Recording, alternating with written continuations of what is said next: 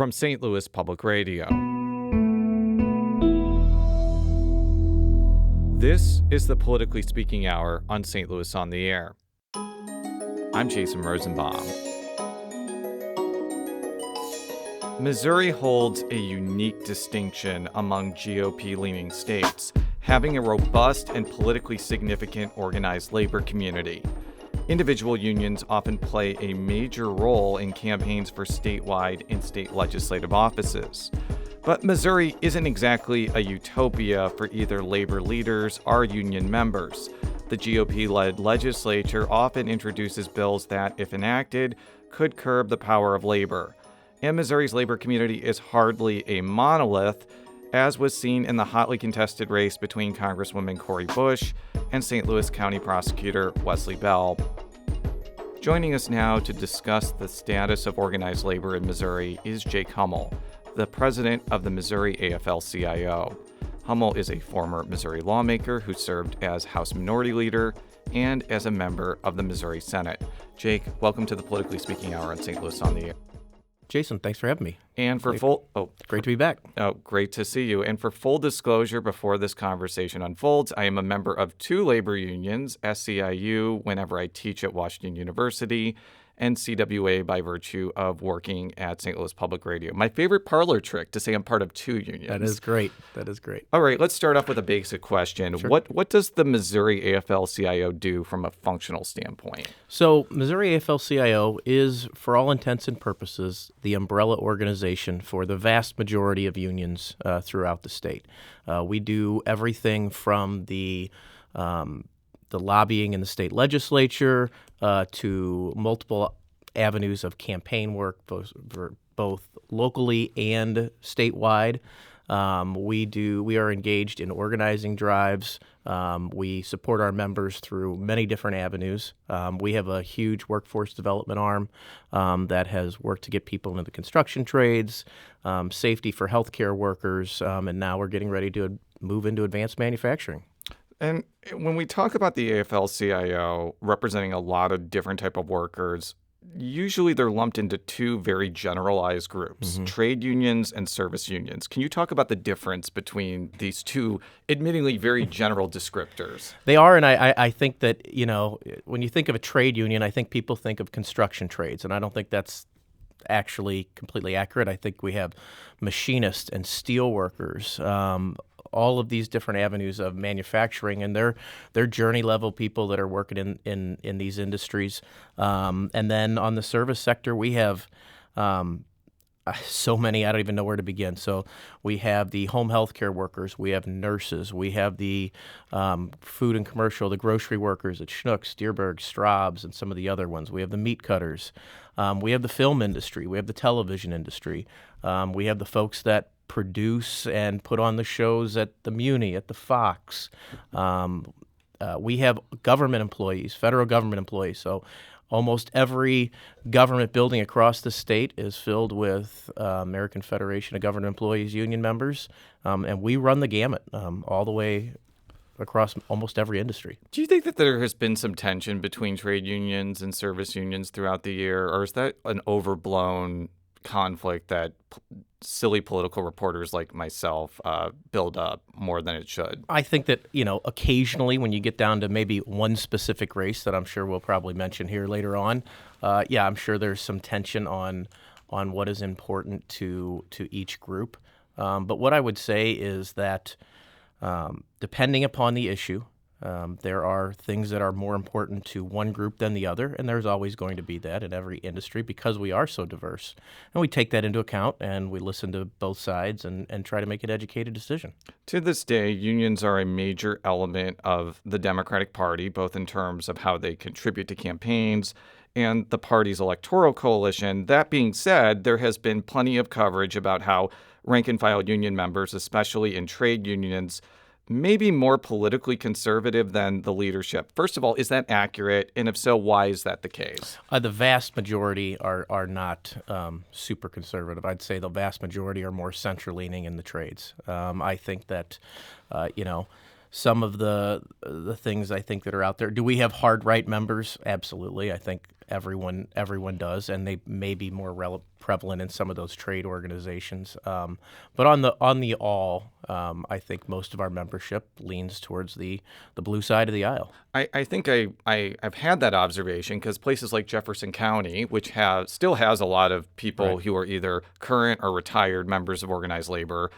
In 2016, they voted for Eric Greitens, who had said that he was for right to work, which is the term that proponents use to describe a policy that bars unions and employers from requiring dues as a condition of employment.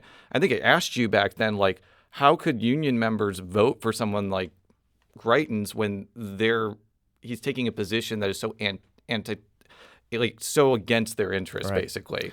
And a lot of it could have come down to his views on abortion and guns. Is that fair to say? I would say that it probably fell down on the issue of guns more than abortion. But yeah, I think that's it, for some of those far right people. I mean, you've got some pretty rough and tumble folks out on the construction field, and they like their guns, and maybe they were fooled by the Eric Greitens firing a minigun at a lake, if you call that. But very quickly they figured out when the first bill to roll through the legislature, one of the first bills to roll through the legislature was right to work.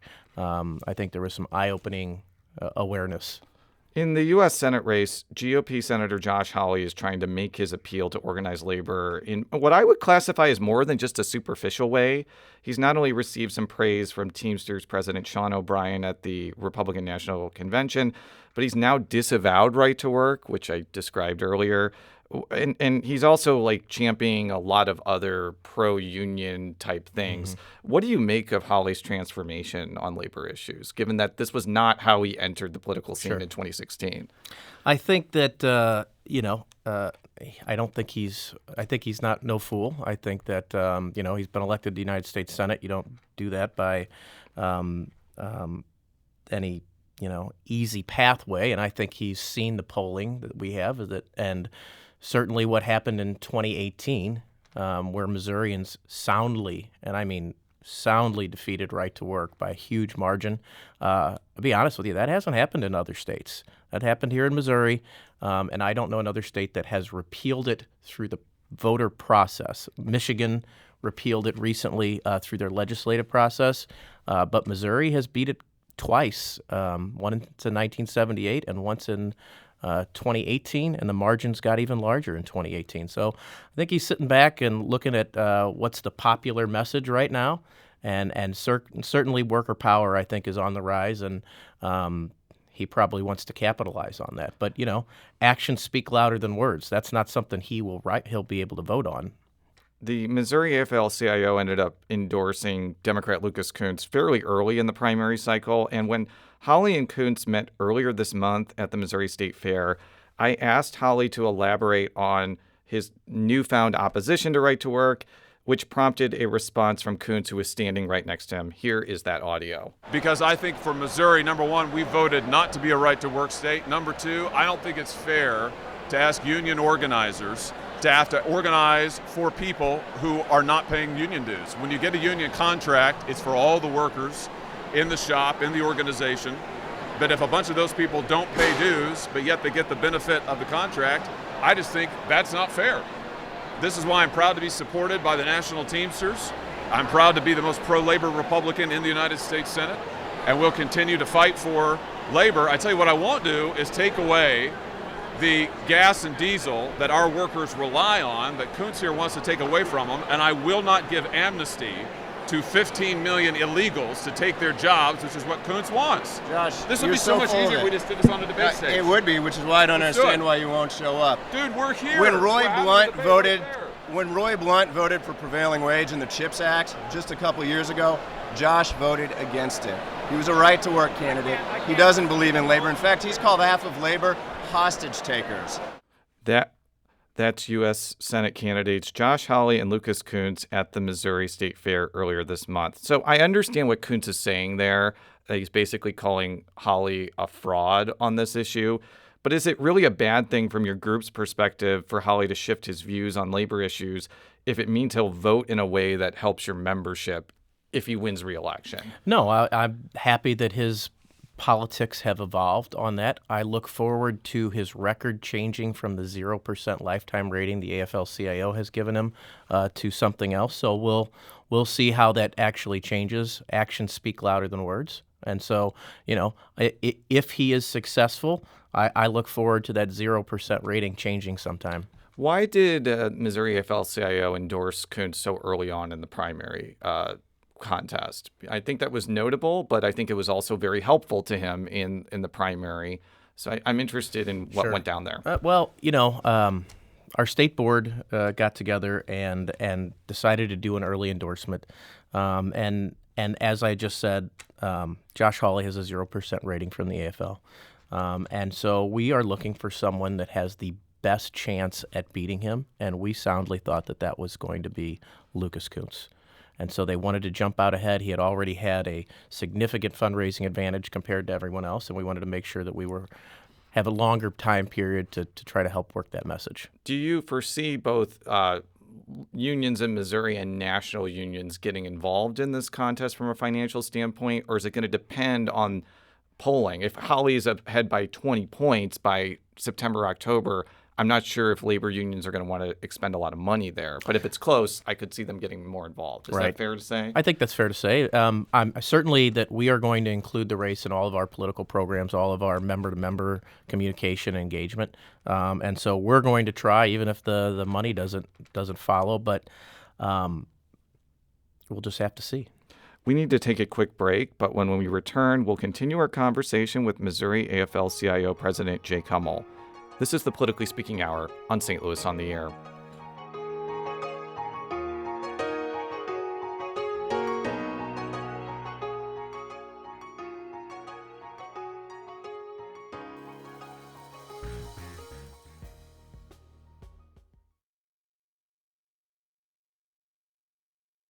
Welcome back. I'm Jason Rosenbaum. Now back to our Politically Speaking Hour on St. Louis on the Air conversation with Jake Hummel, the president of the Missouri AFL-CIO.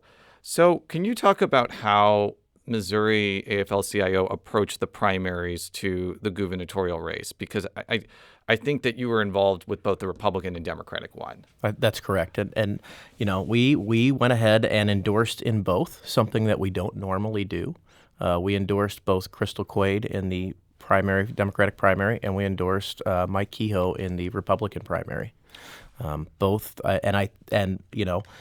Crystal has been there for us every step of the way. Anything that we've ever needed, she's always been there for us. I have a good relationship with Mike Kehoe, and where we don't agree on everything, I think that Governor Kehoe is a smart enough man to know which way the Missouri voters are. And he's, as you know, he has recently made some statements on right to work, which is the number one issue for our unions, that he suggests that Missouri has spoken on that issue. And so that means a lot to us. Well, let's actually hear from Lieutenant Governor Kehoe on the Politically Speaking Hour on St. Louis on the Air from, I think, July, where he talked about right to work. Listen, when I was the majority leader in the Senate, I supported right to work. We had it passed. It was signed by the governor. And then 67.5% of Missourians decided it wasn't the right way to go. I have tried to maintain a good relationship with organized labor because there's some issues we're not going to agree on. But at the end of the day, they represent a well-trained workforce that can get things done on time and under budget. And we talk about workforce development in this state all the time. Every state talks about workforce development. And the trades really have an incredibly well-trained workforce, whether it's 562 pipe fitters in their new training center, carpenters, sheet metal workers. I've been in most of those training centers. I really appreciate what the trades men and women do and the quality of job that they can bring to that. So there's spots we're going to disagree on things, but for the most part, keeping men and women to work and improving the state's economy is something that's very important to me. So based off that answer, you'd veto it? You'd veto right to work? Well, there's different versions of right to work going on around out there in the conversation. Some of them are county to county, opt in and opt out. So I would love to see the piece of legislation that you asked me whether I'll sign or veto before I just say a blanket word to that. That was Lieutenant Governor Mike Kehoe, the GOP nominee for Missouri governor, on a recent edition of the Politically Speaking Hour on St. Louis on the Air. I'll just ask, does that statement concern you at all, given that he didn't say he would veto right to work with a yes or no answer? Of course, absolutely. I mean, and that's for that reason we've endorsed Crystal Quaid in the general election. We think that she's the best option going forward. She'll be with us on everything. She has made no bones about it that she would veto right to work. But, you know, in the primary, for some of our members, as you suggested, that lean towards the other side of the aisle, we wanted to help steer them into a direction with somebody that we could at least work with. Are you expecting that individual labor unions will provide a more robust amount of money for Quaid than they did in the primary election? Because I looked at it, she didn't get as much as a typical Democratic candidate for governor usually gets. Yeah. I would have to ask those individually. I mean, the amount of money that I have in our PAC is very small as the umbrella organization, and our individual unions make up those decisions on how they spend their members' dollars. And I think they take a good look at how close the race is, what the margin is, when they decide whether or not to invest. And I think a lot of people wanted to wait and see how the primaries played out. And I think that Democratic primary looked to be up in the air for a little while, and I think that maybe that's why some of them sat out, and we certainly did not. But yeah, we will have to see where the money flows. So Right. let's talk about perhaps a more controversial thing, and that's the Missouri 1st Congressional District race, where St. Louis County Prosecutor Wesley Bell defeated Congresswoman Cori Bush. Okay, there was some conjecture about how labor writ large worked to defeat Representative Bush, which is not true. There were a number of unions that supported Congresswoman Bush's reelection, but it appears a lot of trade unions in particular were still upset over her no vote on a 2021 infrastructure bill. Why do you think that tension remained going into this 2024 election? Well, it wasn't just the trade unions, but it was, and if you want to expand on the trade unions, I think it was our machinists that, we represent thousands and thousands of people that work at Boeing that build fighter aircraft, some of the best in the world. And those are jobs that pay on average $85,000 a year, one of the largest employers in the 1st Congressional District. And when you have somebody that will not help bring back the money to keep that fighter line open and all the jobs that provides, I think that's an issue for not just the infrastructure, but for some of our other organizations that represent those employees. And as you said, a lot of our, I can think of 3 or 4 that went out and knocked doors for the Congresswoman, and I applaud them for that. They decided that that's what they wanted to do. We left it open. We left it open so that our individual unions could decide for themselves, because it was contentious. It was contentious across St. Louis. It was contentious certainly in our organizations, and we freed everyone up to go out and do what they thought was the best for them. I think one of the things I've been a bit confused about is the unions who are upset over the infrastructure bill. That happened in 2021, but I don't recall a lot of unions being actively working to defeat Bush in 2022 when she was running against State Senator Steve Roberts. So why put so much emphasis on a vote that occurred 3 years ago instead of like what she did in 2023 or 2024? Yeah, so when the infrastructure vote happened, I had talked to the Congresswoman before the vote happened, and she had, me and several people were on the call, and she had suggested she wanted to really be a vote yes on both of them, and we had, and she kind of flip-flopped back around a little bit and said, well, if I can't vote for one, I want to vote for other. And I said, let me just be very clear, Congressman, we expect a yes vote on both. Both of those bills, the Build Back Better and the infrastructure vote, were equally important to our membership, and there was no wiggle room on not voting for both of those things. The infrastructure bill was a $1 trillion, once-in-a-generation investment in this country. And when I drive down any street in St. Louis, the amount of potholes, the bridges that are in disrepair, the lead water lines that we have in almost every house going in South St. Louis, North St. Louis, Central Corridor, those are things that my members directly go to work for in those trades. And that was an unforgivable act for her to be one of 6 Democrats to turn their back on the president and turn their back on union tradespeople trying to revitalize and re-energize our infrastructure in this country, and they just were not going to forget that. even though it happened 3 years ago. That's right. And I will tell you that last election before, when Senator Roberts was running against Congresswoman Bush, we chose to leave that open then as well because of that vote. We had a sit down with the heads of the building trades and ourselves with the Congresswoman, and we said, you need to repair this relationship going forward. We are not going to change our mind and endorse you. We need you to sit down. We need you to come to the building trades and explain to them what happened or what you say happened, and make inroads so that we can move forward. And she refused to do that. And so there we are. It does seem, though, that Bell, who will likely become the next congressperson, it has some bridge building to do, even within the entirety of organized labor.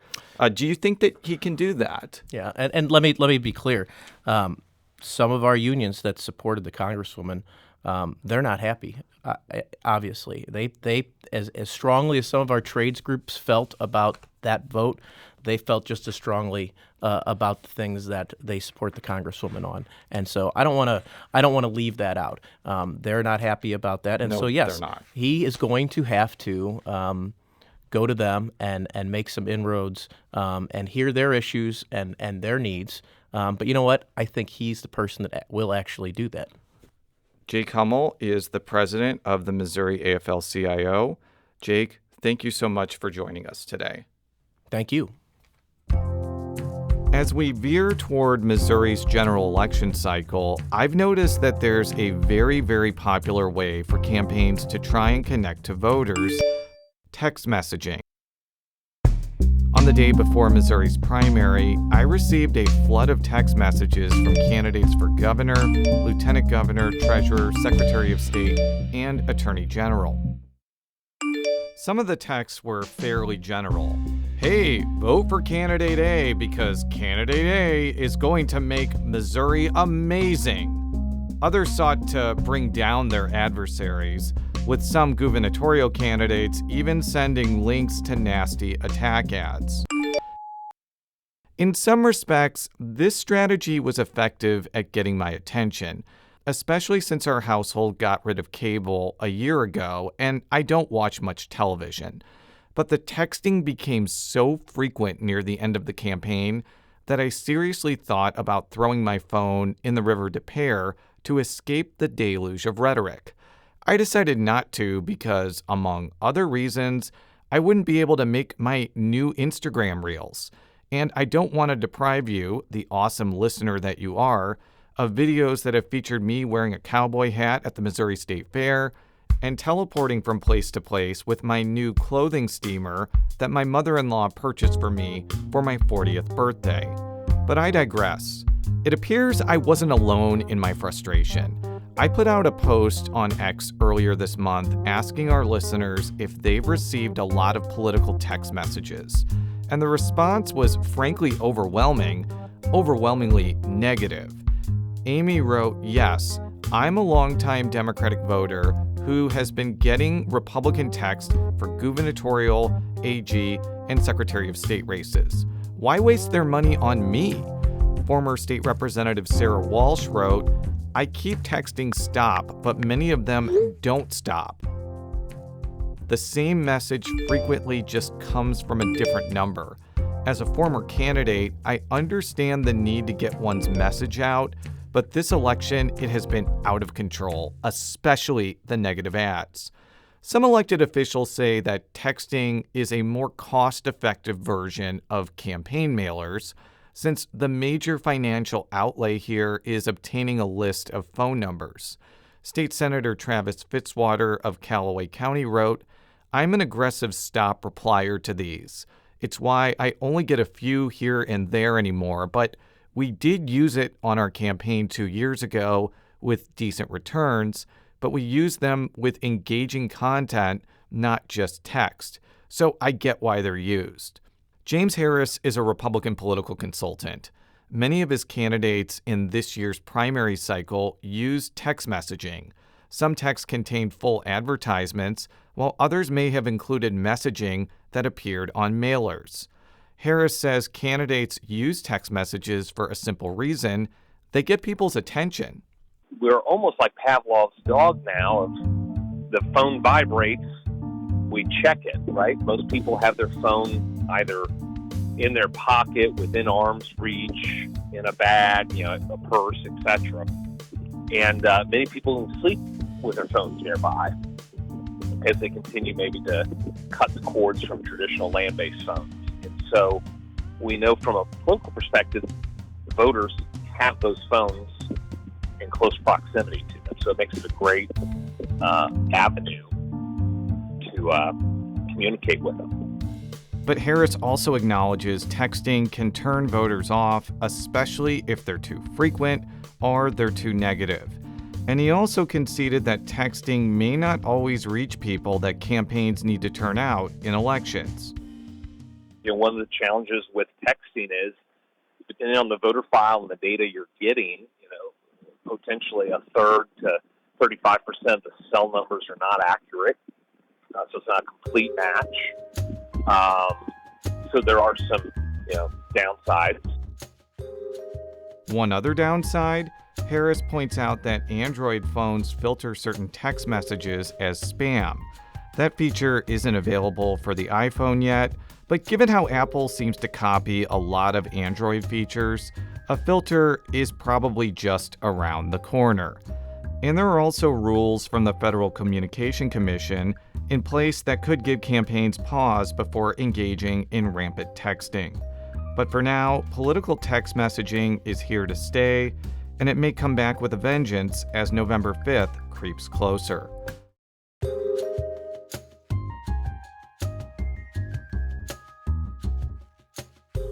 Today's episode was produced by Jason Rosenbaum. Our audio engineer is Aaron Dorr. This podcast was mixed and edited by Aaron. Our executive producer is Alex Hoyer.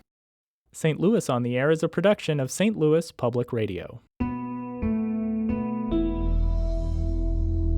Understanding starts here. Do you find yourself regularly listening to episodes of St. Louis on the Air? Suggest us to a friend you think might enjoy our conversations. And leave us a review and rating on Apple Podcasts on the App Store. It's the simplest way to help people discover our show. Thanks.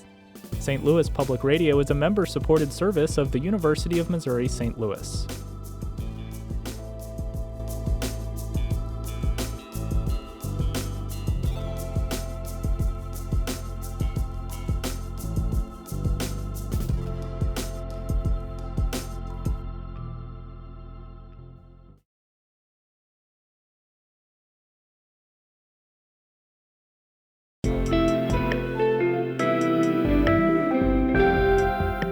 The Gateway brings you the day's news each weekday from around the St. Louis region and the state capitals in Jefferson City. Our schools are accredited. We don't need this bill. And Springfield. How many more years must pass before lawmakers see time is of the essence? I'm Abby Larico. Join me each weekday for The Gateway on the STLPR app or wherever you get podcasts.